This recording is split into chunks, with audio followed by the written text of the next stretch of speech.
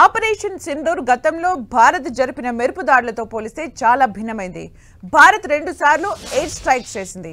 2016లో ఉరిలో దారుణమైన ఘటన తర్వాత 2019లో బాలాకోట్ ఎయిర్ స్ట్రైక్ సహా గతంలో ఎన్నడూ ఆపరేషన్ సింధూర్ తరహాలో దాడులు చేపట్టలేదు.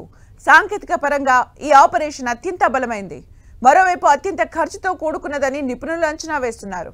అంతేకాదు ఉగ్రవాదం విషయంలో గతంలో అనుసరించిన వైఖరి పూర్తిగా మారిపోయిందనే బలమైన సంకేతం పాక్కు వెళ్లిందంటున్నారు.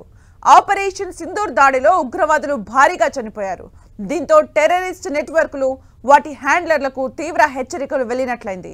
దీంతో పాటు భారత్ అవసరమైతే ముందస్తుగా దాడి చేయగలదని, పాక్లోని ఏ లక్ష్యం తమకు దూరం కాదని చెప్పకనే చెప్పింది ఇండియా. 5 కిలోమీటర్ల నుంచి 100 కిలోమీటర్ల వరకు చొచ్చుకొని వెళ్లి అటాక్ చేసింది. సరిహద్దుకి 6 కిలోమీటర్ల దూరంలో ఉన్న సర్జాల్ క్యాంప్, 9 కిలోమీటర్ల రేంజ్లోని బార్నాలా, 12 నుంచి 18 కిలోమీటర్ల దూరంలోని మెహమూనా జోయా, 18 నుంచి 25 కిలోమీటర్లలోని మార్కాజ్ తైబా, 30 కిలోమీటర్ల దూరంలో ఉన్న సవాయినాలా, గుల్పూర్ క్యాంప్ను టార్గెట్ చేసి అటాక్ చేశారు. ఇంతకన్నా భారత్ చేసిన అతిపెద్ద సాహసం ఏంటంటే పాక్ లోపలికి 100 కిలోమీటర్ల వరకు చొచ్చుకెళ్లి అటాక్స్ చేసింది. అంతర్జాతీయ సరిహద్దులకు దాదాపు 100 కిలోమీటర్ల దూరంలోని బహవల్పూర్ జైషే క్యాంప్ సహా పలు స్థావరాల్ని నేలమట్టం చేసింది. ఇక్కడ పాక్ ఆర్మీ రెజిమెంటల్ సెంటర్ కూడా ఉంది.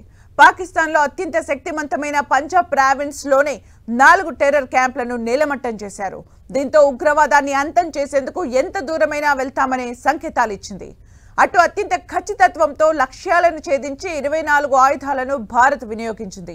వీటిల్లో క్షిపణులు, బాంబులు, ఆత్మాహుతి డ్రోన్లు ఉన్నాయి. మొత్తం 9 ఉగ్ర క్యాంప్లను ఏకకాలంలో ధ్వంసం చేశాయి. దాదాపు 90 మందికి పైగా ఉగ్రవాదులు మరణించారు. చాలా మంది గాయపడ్డారు.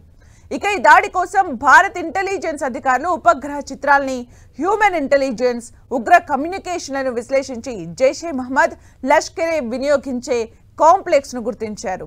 వీటితో పాటు ఆ ఉగ్ర సంస్థల ఆయుధ డిపోలను, brain washing, sleeper cell planning కేంద్రాల్ని నిర్ధారించుకున్నారు. ఇక సరిహద్దులకు అత్యంత సమీపంలో ఉన్న స్థావరాలపై మానవరహిత విమానాలతో కొన్ని రోజులుగా నిఘా ఉంచారు. ఆయుధాల ఎంపికలో కూడా అత్యంత ఖచ్చితత్వంతో లక్ష్యాలు ఛేదించే వాటినే ఎంచుకున్నారు. స్కాల్స్ క్రూజ్ మిజైల్, హ్యామర్ హైడెడ్ బాంబులు, ఆత్మాహుతి డ్రోన్లతో అటాక్ చేసేలా ప్లాన్ చేశారు. దాదాపు 25 నిమిషాల పాటు జరిగిన ఈ ఆపరేషన్ను సమర్థవంతంగా పూర్తి చేశారు.